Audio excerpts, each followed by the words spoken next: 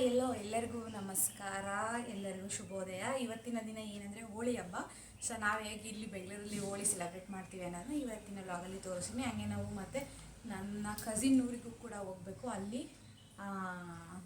Fest ಇದೆ. So ಹಾಗಾಗಿ ಇಲ್ಲಿ ಮುಗಿಸ್ಕೊಂಡ್ಬಿಟ್ಟು ಅಲ್ಲಿಗೆ ಹೋಗ್ತೀವಿ. ಬನ್ನಿ ನೋಡೋಣ ಇವತ್ತಿನ ಹೋಳಿ ಹೇಗೆ ಸೆಲೆಬ್ರೇಟ್ ಮಾಡ್ತೀವಿ ಅಂತ ನೀವು ಎಂಜಾಯ್ ಮಾಡಿ.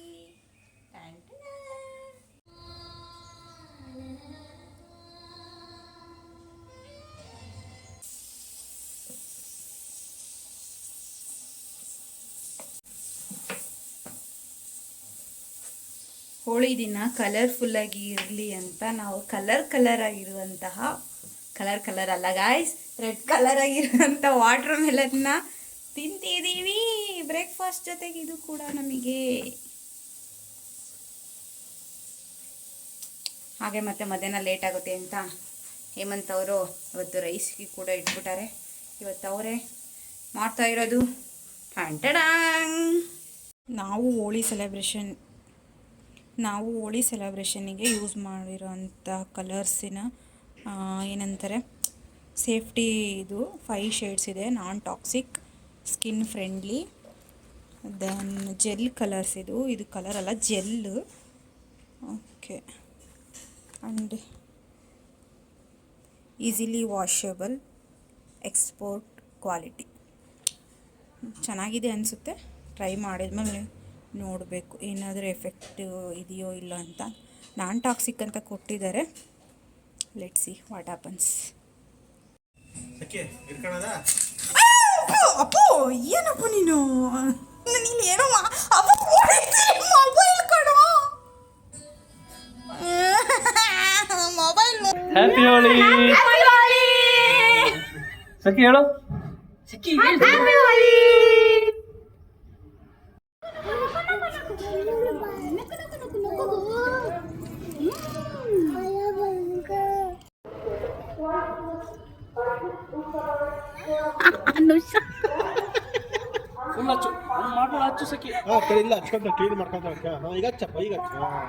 Happy Holi, happy Holi. Parcel ಇದ್ದಾರೆ.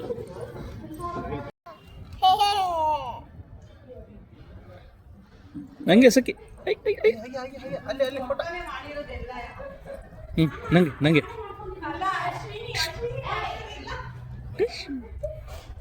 ಬೇಡ ಬೇಡ.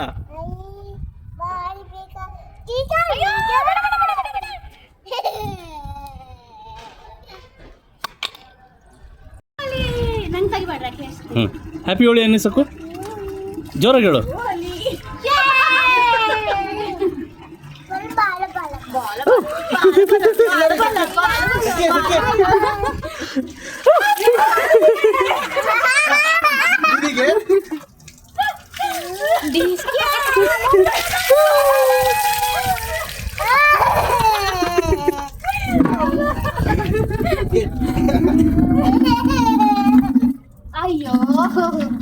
ಓಕೆ, ಇವಾಗ ನೋಡಿದ್ರಲ್ಲ ನಾವು ಹೇಗೆಲ್ಲ ಹೋಳಿ ಸೆಲೆಬ್ರೇಟ್ ಮಾಡಿದ್ವಿ ಅಂತ. ವಿಡಿಯೋ ಸ್ವಲ್ಪ ಲೇಟಾಗಿ ಅಪ್ಲೋಡ್ ಮಾಡ್ತಾ ಇದ್ದೀನಿ, ಏಕೆಂದರೆ ನಮ್ಮದು ಸ್ವಲ್ಪ ಅಡ್ಡಾಡೋದು ಜಾಸ್ತಿ ಆಗಿಬಿಟ್ಟಿತ್ತು. ಸೊ ಹಾಗಾಗಿ ಏನು ಅಂದ್ಕೋಬೇಡಿ. ವಿಡಿಯೋ ನೋಡಿ ಲೈಕ್, ಶೇರ್, ಕಮೆಂಟ್ ಮಾಡಿ.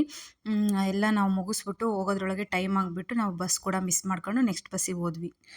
ನೆಕ್ಸ್ಟ್ ಬಸ್ಸಿಗೆ ಹೋಗಿದ್ದ ಕಾರಣ ನಾವು 1 ಅವರ್ ಲೇಟಾಗಿ ಹೋದ್ವಿ. ನನ್ನ ತಂಗಿ ಮತ್ತು ಕಸಿನ್ನು 1 ಅವರ್ ಬೇಗ ಹೋಗಿದ್ರು. ಸೊ ಅವರು ಡೈರೆಕ್ಟು ಊರು ನಿಯರ್ ಹೋಗೋ ಬಸ್ಸಿಗೆ ಹೋಗಿದ್ರು. ನಾವು ಸ್ವಲ್ಪ ಹೊಸದುರ್ಗಕ್ಕೆ ಹೋಗ್ಬಿಟ್ಟು ಹೋಗ್ಬೇಕಾಗಿರೋ ಸಿಚುವೇಶನ್ ಬಂತು. ಸೊ ಹಾಗಾಗಿ ನಾವು ಅದೇ ಥರನೇ ಹೋದ್ವಿ, ಏಕೆಂದರೆ ತುಂಬ ಲೇಟ್ ಆಗಿಬಿಡ್ತು ನಾವು ಹೋಳಿ ಸೆಲೆಬ್ರೇಟ್ ಮಾಡ್ಕೊಂತ. ಹಾಗಾಗಿ ಬಸ್ ಕೂಡ ಮಿಸ್ ಮಾಡ್ಕೊಂಡ್ವಿ. ನೆಕ್ಸ್ಟ್ ನಾವು ರೀಚ್ ಆಗೋದ್ರೊಳಗೆ 8:45 ಆಗಿತ್ತು ಹೊಸದುರ್ಗನ. ನಾವು ಇವಾಗ ಇದ್ದೀವಿ ಹೊಸದುರ್ಗದಲ್ಲಿ. ತುಂಬ ದಿನ ಅಂದರೆ ಹೊಸದುರ್ಗದಲ್ಲಿ ಬಂದಿರೋದು, ಅದು ಈ ಟೈಮಲ್ಲಿ. ನನ್ನ ತಂಗಿ ಮತ್ತು ಕಸಿನ್ನು ಆಲ್ರೆಡಿ ಹೋಗ್ಬಿಟ್ರು. ನಮಗೆ ಬಸ್ಸು ಮಿಸ್ ಆಯಿತು. ನಾವು ಹೋಳಿ ಆಟಾಡ್ಕೊಂತ ಲೇಟ್ ಆಯಿತು. ಸೊ ಹಾಗಾಗಿ ಬಸ್ ಮಿಸ್ ಮಾಡ್ಕೊಂಡು ನೆಕ್ಸ್ಟ್ ಬಸ್ಸಿಗೆ ಬಂದ್ವಿ. ಸೊ ಇವಾಗ ಅರೌಂಡ್ 9 ಆಗಿದೆ. ನಾವು ಹೊಸದುರ್ಗದಲ್ಲಿದ್ವಿ. ಈಗ ಆಟೋ ಮಾಡಿದ್ದಾರೆ ಅವರು. ಹೋಗ್ಬೇಕು ಇವಾಗ. ನಿಮ್ಮನ್ನು ಕರ್ಕೊಂಡು ಹೋಗ್ತೀವಿ, ಬನ್ನಿ ನೋಡೋಣ. ಮತ್ತು ಕನ್ಫ್ಯೂಸ್ ಆಗಬೇಡಿ, ಇದಕ್ಕಿಂತ ಮುಂಚೆನೇ ಇನ್ನೂ ಒಂದು ವಿಡಿಯೋ ಬರುತ್ತೆ. ಈಗ ಇನ್ನೊಂದು 2 ಡೇಸ್ 3 ಡೇಸಲ್ಲಿ ಅಪ್ಲೋಡ್ ಆಗುತ್ತೆ. ಅದರಲ್ಲೂ ಇದೇ ಕಾಸ್ಟ್ಯೂಮಲ್ಲೇ ಇದ್ದೀವಿ. So don't get confusions. Okay, ಬನ್ನಿ ನೋಡೋಣ.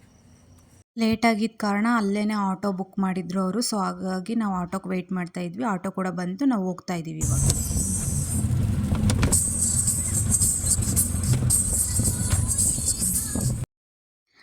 ನಾವಿವಾಗ ಊರು ಎಂಟ್ರಿ ಆದ್ವಿ. ನೋಡ್ತಾ ಇದ್ದೀರಲ್ಲ ಲೈಟಿಂಗ್ಸ್ ಎಲ್ಲ ಹೇಗಿದೆ ಅಂತ. ಈ ಥರ ಎಲ್ಲ ಹಾಕಿದ್ರೆ ಗೊತ್ತಾಗ್ಬಿಡುತ್ತೆ ಜಾತ್ರೆ ಇದೆ ಅಂತ. ಸೊ ನಾವು ಕೂಡ ಜಾತ್ರೆಗೆ ಹೋಗ್ತಾ ಇರೋದು.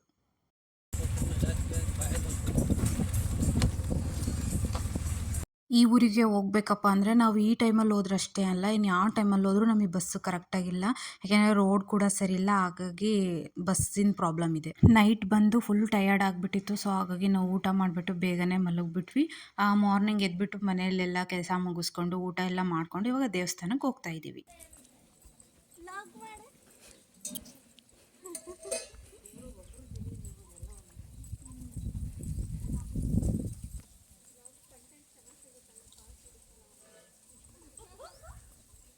ಟೆಂಪಲಿಗೆ ಹೊರಟಾಗ 3:34 ಅರೌಂಡ್ ಆಗಿತ್ತು. ಅಂದರೂ ಕೂಡ ತುಂಬಾ ಬಿಸಿಲಿತ್ತು. ಅದರಲ್ಲೂ ನನ್ನ ತಂಗಿ ಬರ್ರಿ ದೇವಸ್ಥಾನಕ್ಕೆ ಹೋಗೋದು, ಬರೇಕಲ್ಲಲ್ಲೇ ಹೋಗೋಣ ಅಂತ ಕರ್ಕೊಂಡು ಹೋಗ್ತಾ ಇದ್ದಾಳೆ. ನಮಗೆ ಫುಲ್ಲು ಬರ್ಸ್ಟ್ ಔಟ್ ನಾವು. ಈ ದೇವಸ್ಥಾನ ಇರೋದು ಗುಡ್ಡದ ಮೇಲೆ. ಇದನ್ನು ಗುಡ್ಡದ ರಂಗಪ್ಪ ಅಂತಲೇ ಕರೀತಾರೆ. ಮೇಲ್ಗಡೆ ಇದೆ ದೇವರು, ತುಂಬಾ ಪವರ್ಫುಲ್.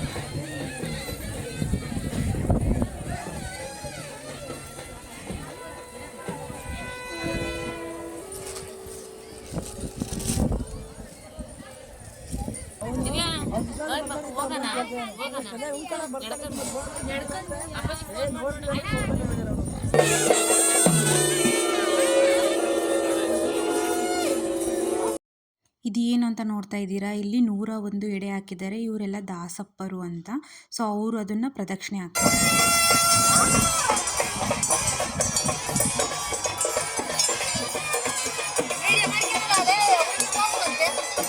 ಇಲ್ಲಿ ಇವಾಗ ದೇವ್ರ ಹತ್ರ ಇಡುವಂತಹ ಕಳಸವನ್ನು ತಗೊಂಡು ಹೋಗ್ತಾ ಇದ್ದಾರೆ.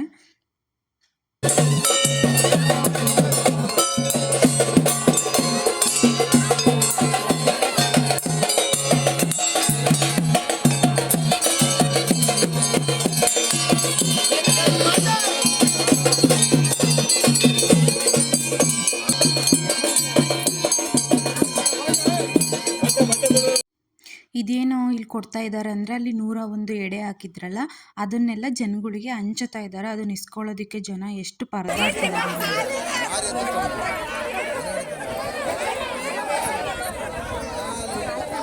ಏನಕ್ಕೆ ಈ ಥರ ಇಷ್ಟಕೊಂಡು ಜನ ಹಿಂಗೆ ಮಾಡ್ತಿದ್ದಾರೆ ಅಂದರೆ, ಅದು ಅಷ್ಟು ಶ್ರೇಷ್ಠವಾದ ಪ್ರಸಾದ ಅಂತ.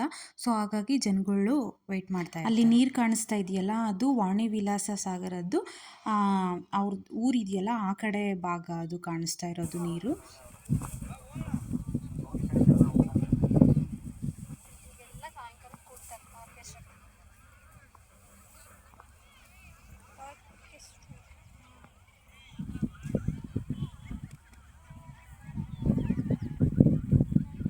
ಗುಡ್ಡದ ಮೇಲ್ಗಡೆಯಿಂದ ಎಷ್ಟು ಚೆನ್ನಾಗಿ ಕಾಣಿಸ್ತಾ ಇದೆಯಲ್ವಾ ವ್ಯೂ. ಇದನ್ನ ಎಂಜಾಯ್ ಮಾಡೋದಕ್ಕೆ ಜನಗಳು ಎಷ್ಟೊಂದು ಜನ ಹೋಗ್ತಾ ಇರ್ತಾರೆ.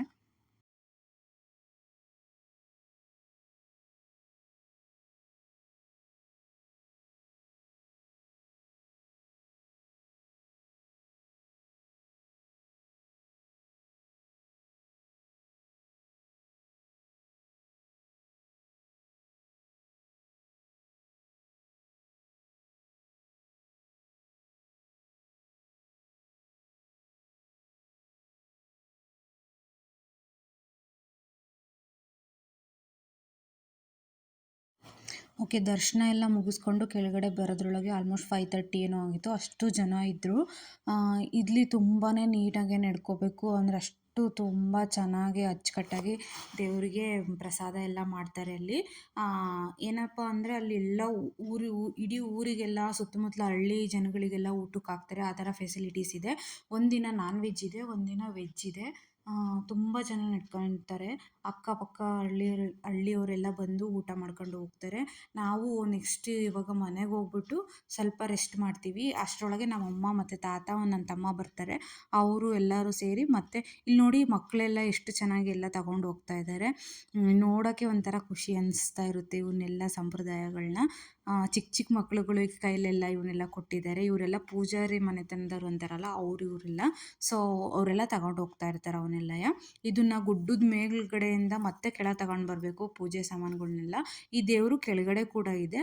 ಆ ದೇವ್ರ ಹತ್ರ ತೇರು ಎಳಿತಾರೆ. ಇವಾಗ ನಾವು ಮನೆಗೆ ಹೋಗ್ಬಿಟ್ಟು ರೆಸ್ಟ್ ಮಾಡಿ ನಮ್ಮ ಅಮ್ಮ ಮತ್ತು ತಾತ, ತಮ್ಮ ಬರ್ತಾರೆ. ಇವ್ರ ಜೊತೆಗೆ ನಾವು ಮತ್ತೆ ವಾಪಸ್ ಬರ್ತೀವಿ. ಇಲ್ಲಿ ಬರ್ತಾ ಇದ್ದಾರೆ ನೋಡಿ ನನ್ನ ತಮ್ಮ ಮತ್ತು ನಮ್ಮಮ್ಮ. ನಮ್ಮ ತಾತ ಬರ್ತಾಯಿದ್ದಾರೆ. ನಾವು ದೇವಸ್ಥಾನದಿಂದ ವಾಪಸ್ ಬರ್ತಾಯಿದ್ದೀವಿ. ಅವ್ರು ಹಾಗೆ ಮತ್ತೆ ಮನೆ ಹತ್ರ ಬಂದು ಮತ್ತೆ ಮನೆ ಹತ್ರ ಎಲ್ಲರೂ ಇಲ್ಲೊಂದಿಷ್ಟು ಕಾನ್ವರ್ಸೇಷನ್ಗಳು ಅದು ಇದು ಅಂತೆಲ್ಲ ನಡೀತಾ ಇರುತ್ತೆ. ಮತ್ತೆ ಒಂದಿಷ್ಟು ಫ್ರೂಟು ಅದು ಇದು ತಿನ್ಕೊಂಡು ವಾಪಸ್ ನಾವು ಮತ್ತೆ ದೇವಸ್ಥಾನದ ಹತ್ರ ಹೋಗ್ತೀವಿ. ಏನಕ್ಕೆ ಅಂದರೆ ತೇರು ನೋಡೋದಕ್ಕೆ.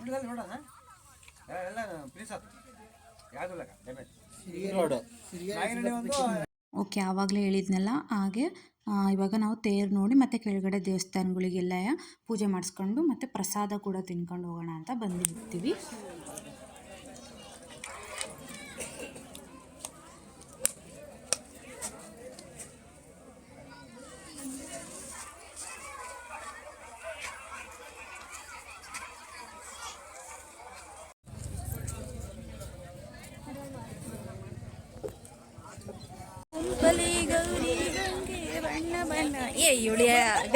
ಎಲ್ಲೋದ್ರೂ ಬರ್ತಾಳೆ.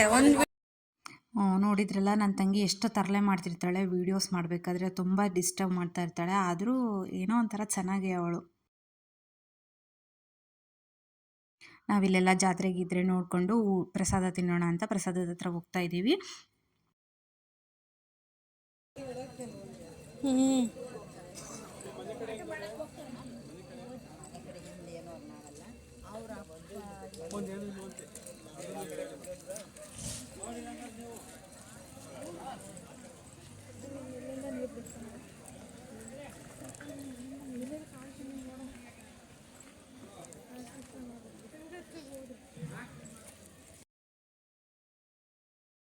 ನಮ್ಮಮ್ಮ, ನನ್ನ ತಂಗಿ ಇವರೆಲ್ಲ ಲಾಸ್ಟ್ ಇಯರ್ ಕೂಡ ಬಂದಿದ್ದರು. ಸೊ ಆ ಲಾಸ್ಟ್ ಇಯರ್ನ ಎಕ್ಸ್ಪೀರಿಯನ್ಸ್ನ ಅಲ್ಲಿ ಶೇರ್ ಮಾಡ್ಕೊತಾ ಇದ್ದಾರೆ.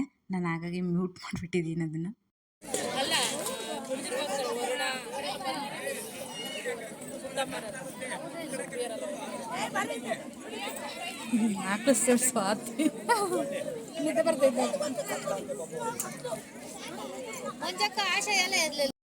ಹಾಗೆ ನಾವು ಪ್ರಸಾದ ಮುಗಿಸ್ಕೊಂಡು ಮನೆಗೆ ಬಂದಿದ್ವಿ. ಮನೆಗೆ ಬಂದಮೇಲೂ ಕೂಡ ಒಂದಿಷ್ಟು ಇಲ್ಲಿ ಡಿಸ್ಕಷನ್ ನಡೀತಾ ಇತ್ತು. ಏನು ಅಂದರೆ, ನಾನು ಹೇಳೋ ಬೇಡ, ನನಗೆ ಗೊತ್ತಿಲ್ಲ ಅದು. ಬಟ್ ನಾನು ಏನಕ್ಕೂ ಅಷ್ಟು ನಾನು ಹೆದರೋದಿಲ್ಲ. ಸೌಜನ್ಯ ಕೇಸ್ ಬಗ್ಗೆ ಇಲ್ಲಿ ಮಾತಾಡ್ತಾ ಇದ್ರು. ಏನು ನಡೀತಾ ಇದೆ, ಅದು ಹೆಂಗೆ, ಏನಾಗ್ತಾ ಇದೆ, ಯಾವ ಥರ ಎಲ್ಲ ತಿರುಗ್ತಾ ಇದೆ ಅದು ಅವ್ರ ಕೇಸ್ ಅಂತ. ಯಾರಾದರೂ ಆಗಿರಲಿ, ಅವ್ರಿಗೆ ಮಾತ್ರ ಮಾಡಿರೋ ತಪ್ಪಿಗೆ ಶಿಕ್ಷೆ ಆಗಲೇಬೇಕು ಅಂತ ಇಲ್ಲಿ ಮಾತಾಡ್ತಾ ಇದ್ರು. ಮನೆಯಲ್ಲಿ ತಾತ, ಮಾಮ ಇವ್ರು ಯಾರು ಊಟಕ್ಕೆ ಪ್ರಸಾದದ ಹತ್ರ ಬಂದಿರಲಿಲ್ಲ. ಸೊ ಅವರಿಗೆಲ್ಲ ಊಟ ಕೊಟ್ಬಿಟ್ಟು ನಾವು ಮತ್ತೆ ನೆಕ್ಸ್ಟ್ ಬಂದಿದ್ದು ಆರ್ಕೆಸ್ಟ್ರಾ ನೋಡೋದಕ್ಕೆ. ಇಲ್ಲಿ ಚಿಕ್ಕ ಮಕ್ಕಳೆಲ್ಲ ಡ್ಯಾನ್ಸ್ ಮಾಡ್ತಾ ಇದ್ದಾರೆ.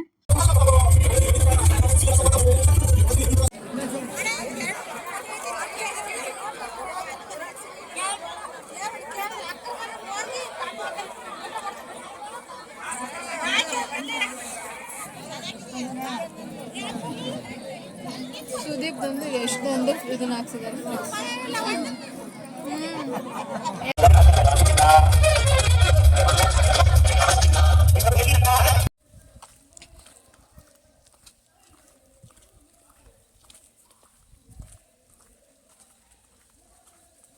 ಅಲ್ಲಿ ನೋಡಿದ್ರಲ್ಲ ಯಾರ್ಯಾರೋ ಕಟೌಟ್ ಹಾಕ್ಸಿದ್ದಾರೆ ಅಂತ. ಸುದೀಪ್ ಮತ್ತು ಯಶ್ದು ತುಂಬ ಅಭಿಮಾನಿಗಳಿದ್ದಾರೆ ಅನಿಸುತ್ತೆ ಅಲ್ಲಿ.